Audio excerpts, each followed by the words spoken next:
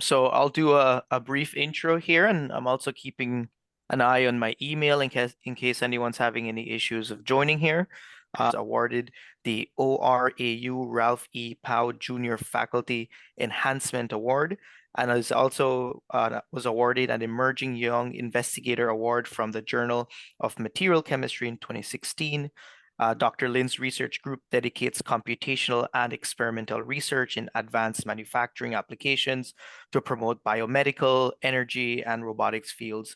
The research lies in two main clusters: autonomous material research powered by AI and robotics, and as well 3D and 4D printing.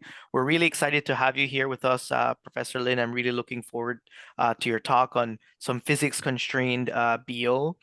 So please take it away. Thank you. Thank you very much for the nice introduction. I'm very honored and happy to give a presentation about our recent work. So I'm happy to also introduce my student. He's also joined here. His name is Kian Luz. He's the one who do most of the work. So first, I would like to introduce you, summarize my group's research. Primarily now, I'm very interested into using the AI, passive AI into the material manufacturing field. So manufacturing techniques currently I'm working on is primary 3D printing and then laser processing. So the material system currently I'm working on primarily focus on soft materials, including responsive soft materials. So these materials with their new functionalities and structures can be applied to robotics and biomedical and energy. So today I'm going to talk about our work and summarize the work in the past 5 years in autonomous material development enabled by AI. So in the past 5 years, our group have we started work on 2018 and to work on how we can use AI from material design, primarily focus on inverse design problems, and then how we can use AI to do control the synthesis and processing, and how to do rapid data analysis, as well as how we can predict the device performance when we do the in the device level. So today I just focused on one of our recent work, and this has in the past years. This work project has been done for about 2 years now. So we try to do how we can do multi-object optimizations of in 3D printing. So before that, I'm like to introduce what is base optimizations and what base optimization can be applied to autonomous experimentation. And taking the polymer processing as an example. So polymer is very complex, has a very complex structures, and then starting with like a lot of different choices in the monomers, and also a lot of different choices in the processing conditions. So this is design space is pretty large. And then and during the after the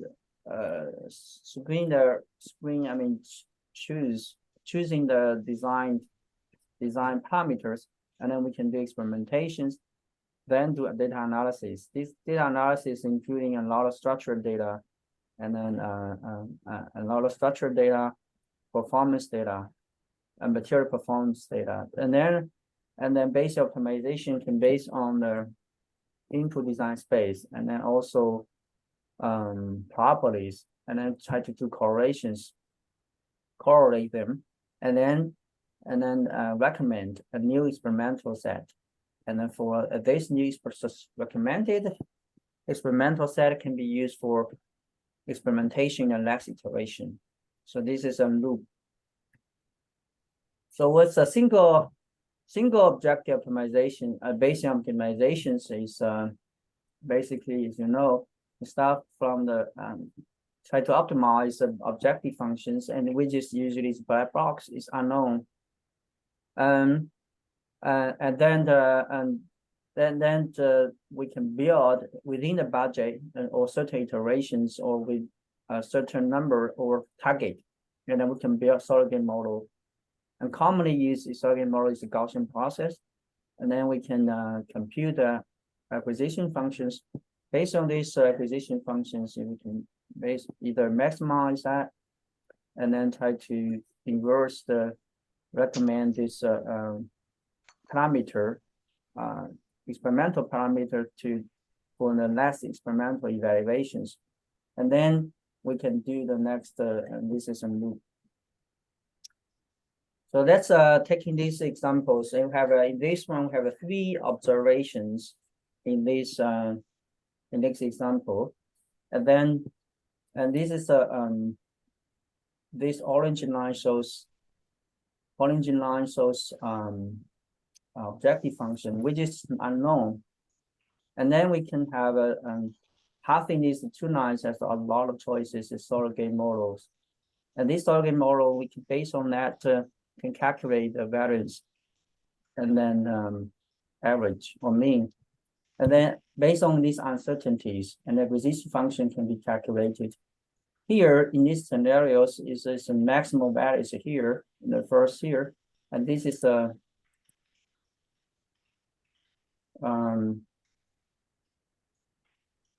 this point is what we recommended for the next experimentations. So after 2 iterations, if you say go to iteration 5, this is iteration 4. So in the next iterations, it's go through the same after 5 iterations, and then we can calculate this the same way, can calculate this, get these maximum values on the acquisition function. And then this is the next point for evaluations. And then finally, the goal is try to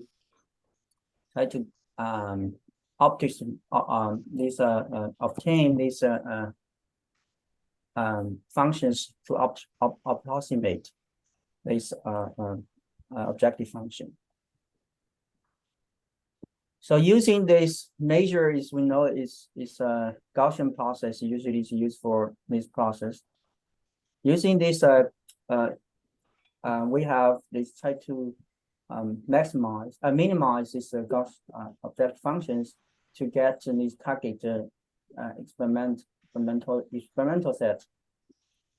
But here, as we using this as an example, we have a lot of observation points, and then this this dashed line shows objective functions, and then here, as we know, we can passing through these observed points have a lot of Gaussian process, and then in this middle region has a high variance, and these functions all passing there has a high variance, and this is usually we call it is unexplored area.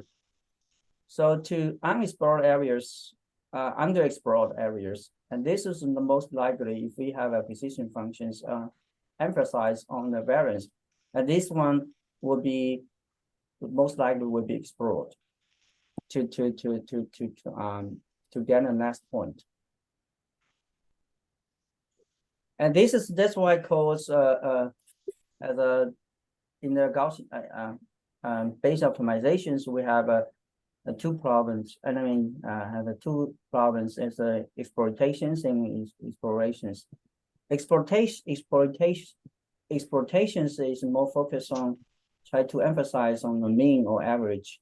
So this is the regime is generally focused on the regime has a lot of data points has been explored, and explorations is usually have a has a regime leading to very high variance. So it's a Gaussian process is usually acquisition functions we can using tune the hyperparameters to emphasize more in explorations or explorations. So these acquisition functions have some of the options of the acquisition functions. The first 3 is widely used, the probability of the improvement, BOI, and then expected improvements or expected hypervolume improvement is for multi-objective optimizations. And also a third one called Thompson samplings, probability of dominations and then sacrificing based approaches. So now with just in our approach, we are focused on combinations of expected hypervolume improvement and then Thompson samplings. And then to do that, let me give you a brief introductions about expected improvement.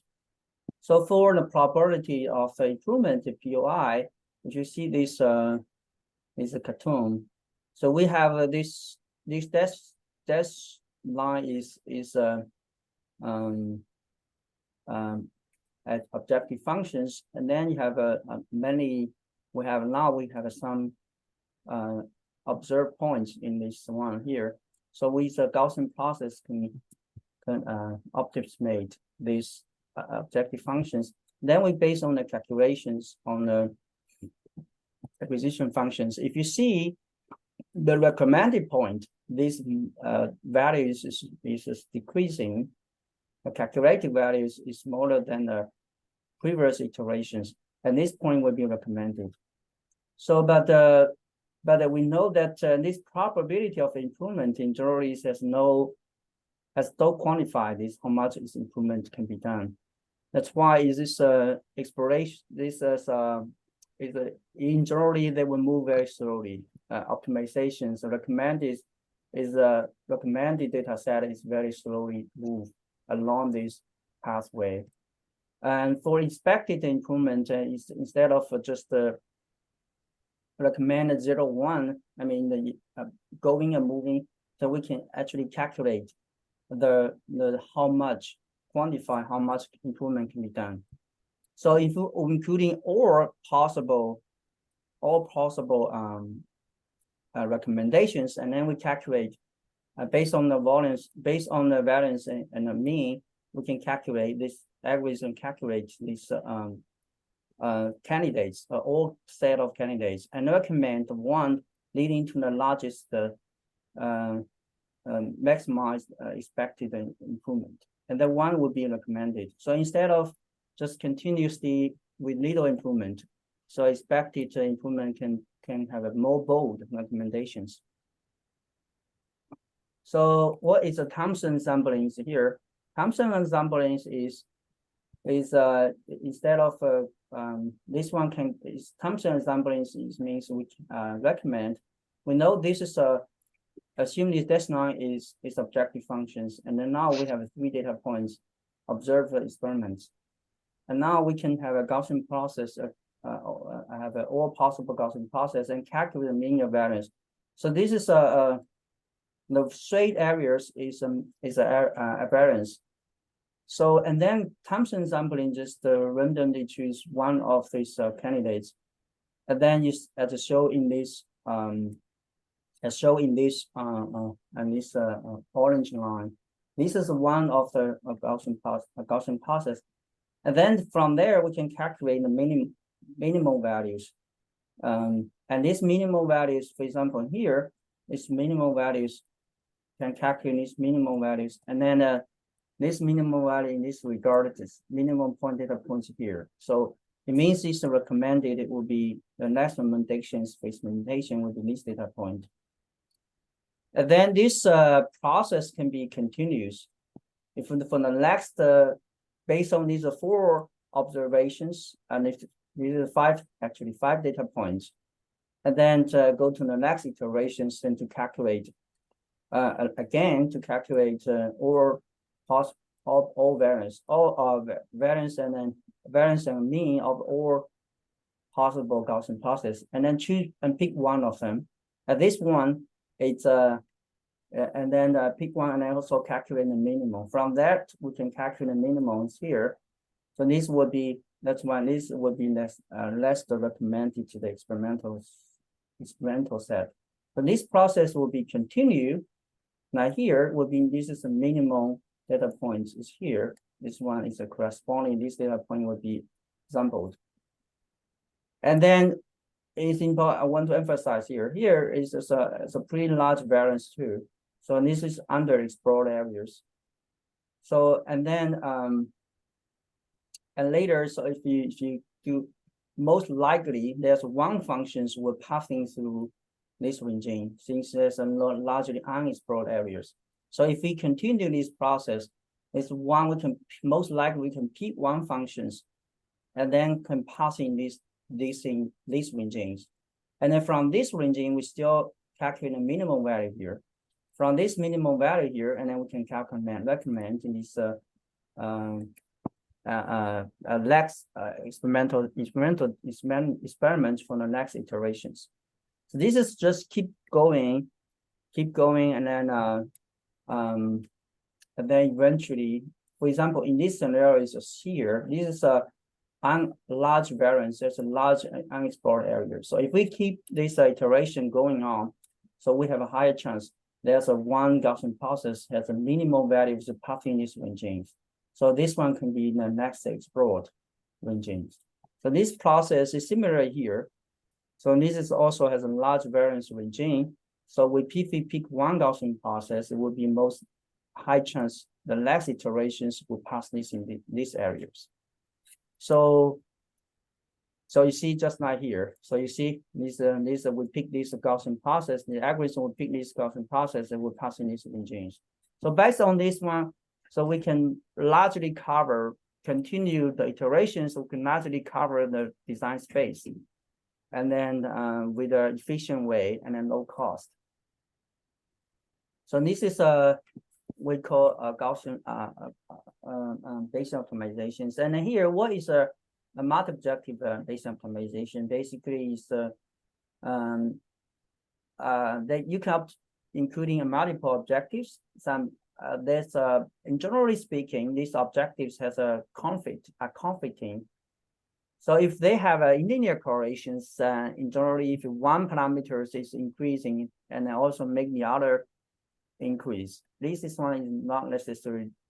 I mean, in my mind is not necessary. From experimental perspective, is not critical. I mean, to use the multi-objective optimization. So, in generally speaking, the objectives, 2 or 3 more objectives are conflicting. Example, if you want to improve the performance, most likely you have to increase the cost.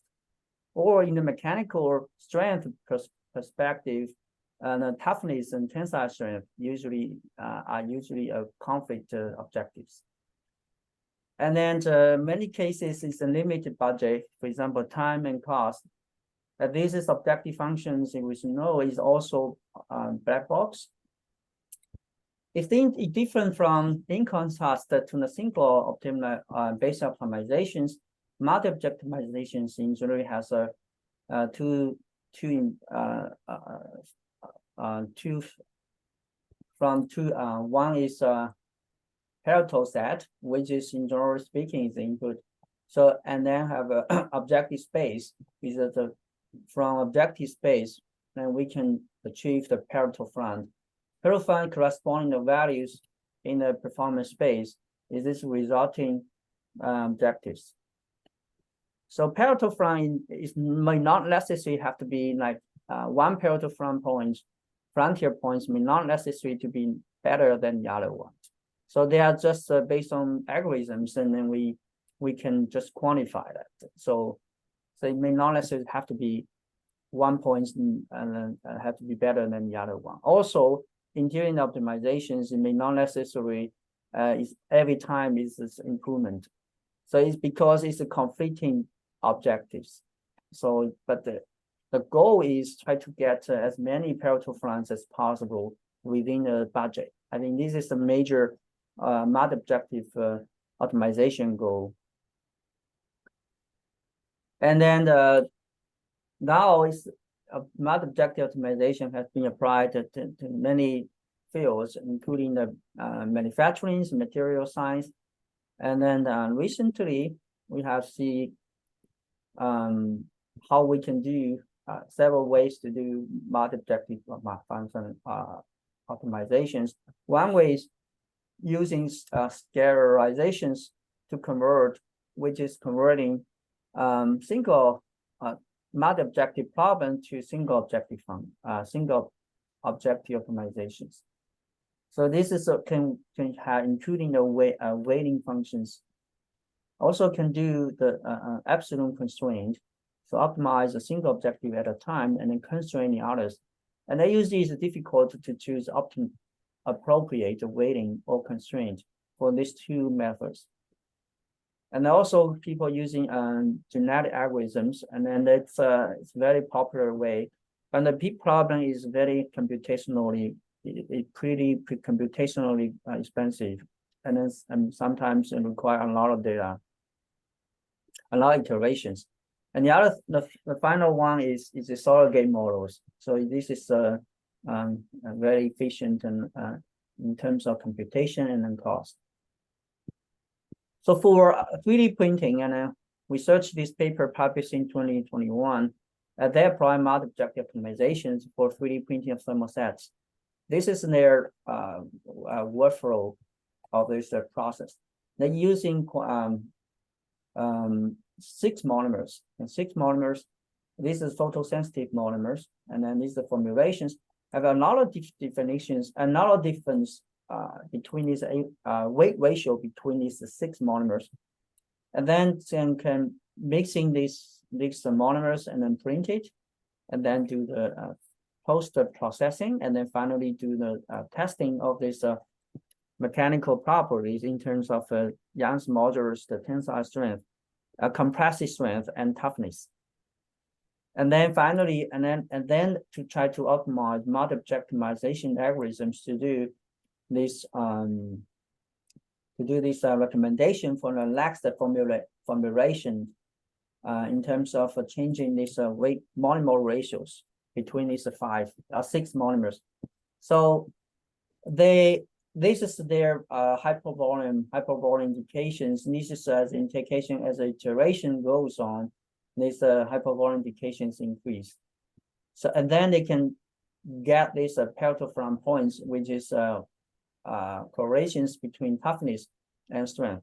So you can see from here, in generally speaking, also this is the optimal is to try to get a larger compressed strength, and meanwhile has a high toughness. This is a goal. And then this model is a first. I mean, as far as I know, it is the first trial in this multi-objective optimizations for 3D print and digital light processing of thermoset. This is very interesting.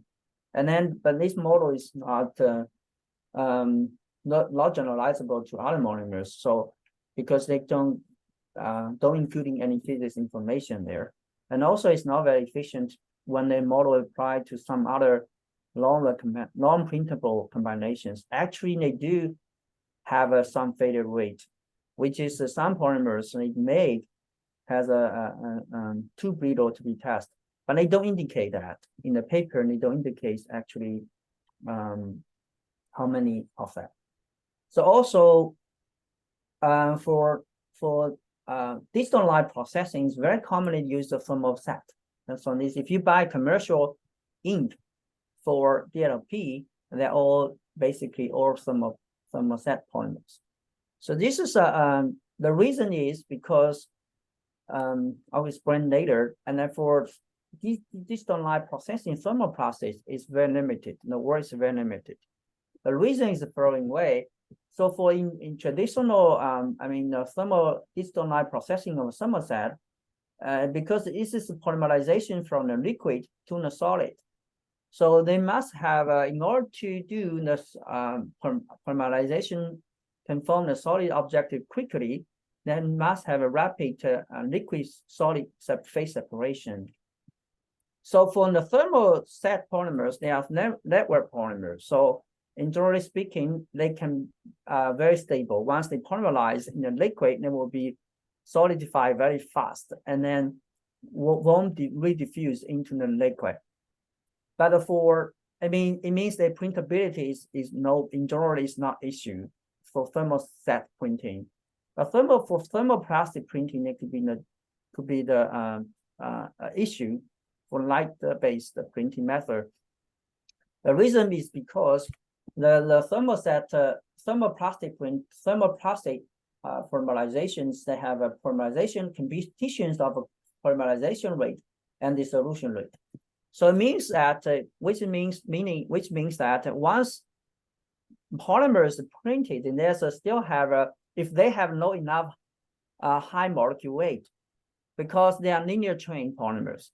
Linear chain polymer, they can be high possibility they can redissolve it into this liquid. So make it a failed printing, just like here. So here, as the figure shows, this is non-printable samples and this is a printable samples.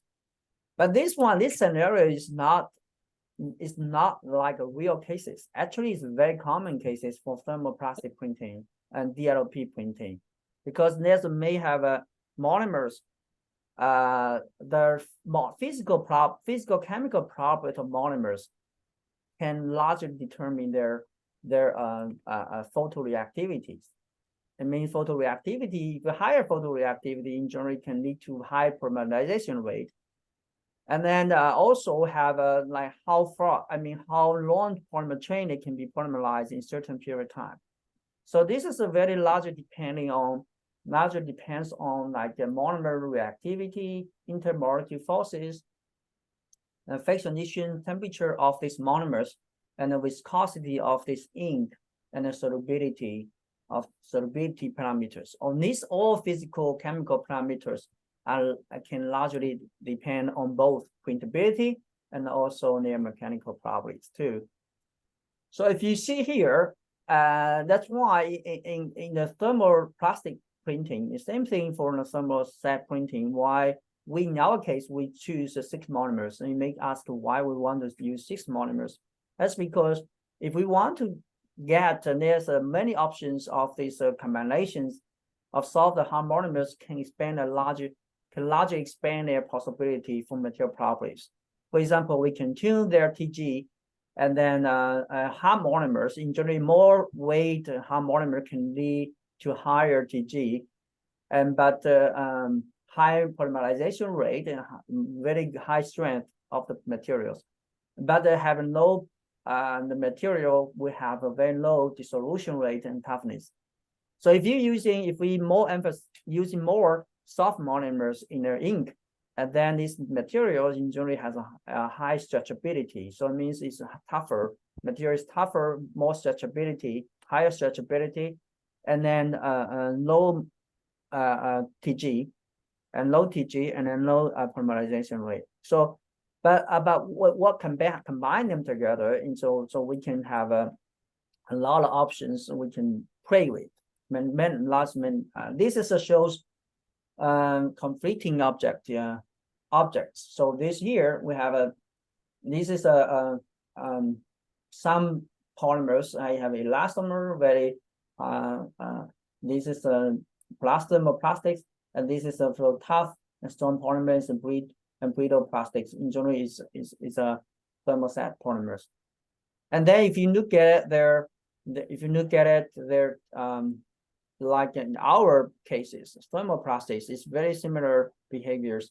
So for here, if we're using high hot monomers, more weight and high monomers as a high strength, can reaching about 40 megapascal, and then about very low strain. And then if we're using one polymer like these scenarios, and then it's like this scenario said the TG is 21 degrees C, and then has a stretchability fracture strain is close to 200%, but it's relatively low tensile strength. If you can, this scenario is balanced. This scenario is a balanced strength versus strain. So if you see here, there's strain, and the highest is the data highest strain can realize is about 30 megapascal, and then strain can close to, about 90%. So this is more like a balance. But to play with these monomers, 6 monomers has very high, huge search space and very compressed mappings from monomers to tensile strength and toughness.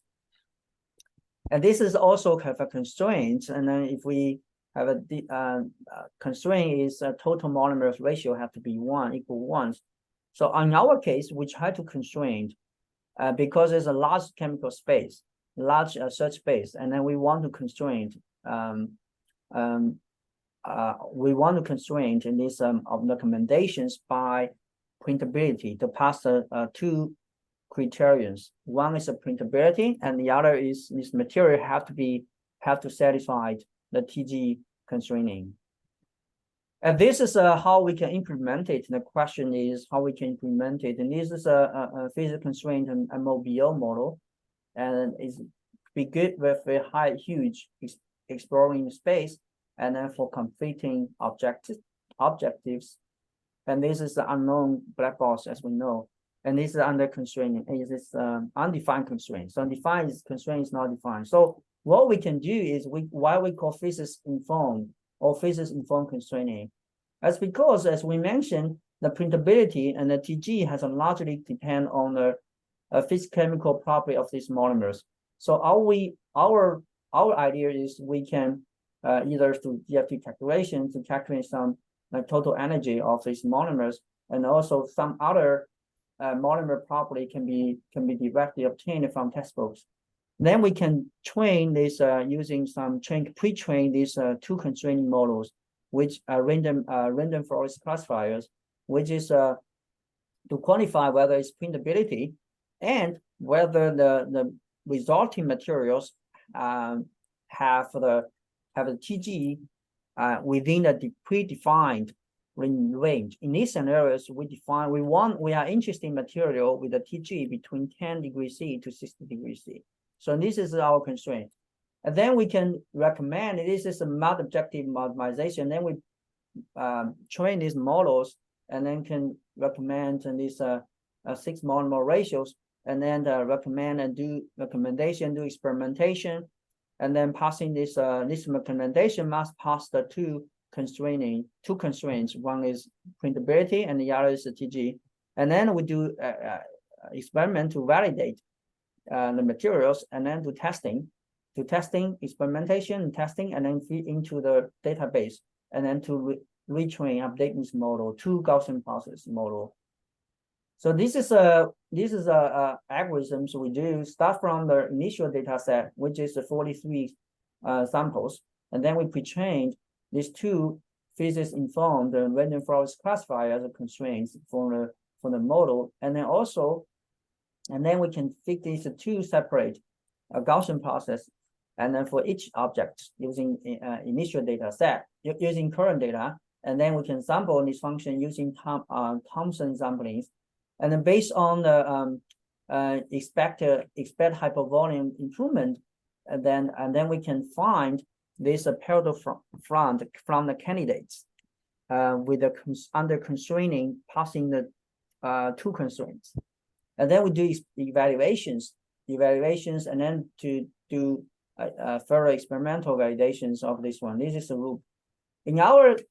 So this is how we can implement, how we can combine the Thomson samplings combined with the expected hypervolume improvement to do that. So we see these two objectives, and then we can calculate from that. We can calculate the parallel front.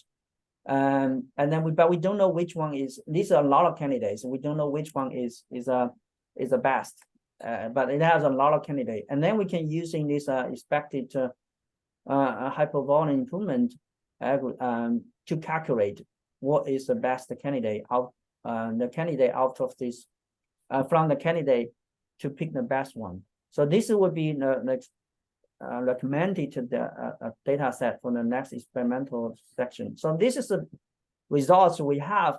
So you can see their failure rate in terms of printabilities and TGs in the initial samples. This initial sample is we just based on a very experienced PhD student in the polymer science engineering. So he just randomly based on his intuitions and randomly pick the printing parameters, the monomer ratios, and then can get 16 failures, actually, the printability. So it's a pretty high failure rate. But if we, after using physics constrained models, actually the recommended parameters has only 3% failure rate. And then it's similarly for TG. TG failures in the initial data set of 35%. It's not very satisfactory, satisfying results, and still have a 17%. So that the reason is still is the TG is not 70% of the samples are not within the designed predetermined range. I think that probably because TG has very less correlations with these physical chemical parameters. Nevertheless, we still observe pretty good improvement. So this is the sum, and then we do the dimension reductions. We can see there's initial long-printed samples are pretty much in this regime, and then printed are separated. And also similarly for TGs. TG is not so well separations and compared with the printability. I think the reason because the ratios is not less correlations with the TG than correlations with printability. So you can see there. Another reason is because we set up the printer TG range is pretty large. It's from 10 degrees C to 60. So that could be another reason. This next likely they can learn. And another reason is it's a lack of data. So we have only totally have only 115 samples. I think the reason because it's very costly to even do evaluations. So this is the correlations of these TGs with we try to understand what is a TG, whether it has a correlations with some mechanical properties. And then also this you see here in figure A, this is to see the distributions of TG of both initial sample and then evaluated sample by MOBO. So you see the reason why we picked the 10 to 60 because initial samples now more heavily in this range. That's why we picked this one as a determined range. And then if you see the TG versus tensile strength, is a lot of samples still in here. In general speaking, TG has some correlation with tensile strength. Higher TG generally can lead to higher tensile strength. I explained to you. So because of and then also some toughness, we can see they are also concentrated in this range. I think because it's samples, but it's next the correlations with the TG versus toughness and versus strain. So what is the results? What is the results we have in terms of parietal front? So is this parietal front of toughness and strength is our two objectives. So as we explained previously, so the major goal for multi-object optimizations is to obtain as many parietal frontier points as possible within certain budget. So in our case, after the 36 iterations, it means we update the model 36 times, but each iterations we let the model recommend two set of parameter set. I mean the monomer set.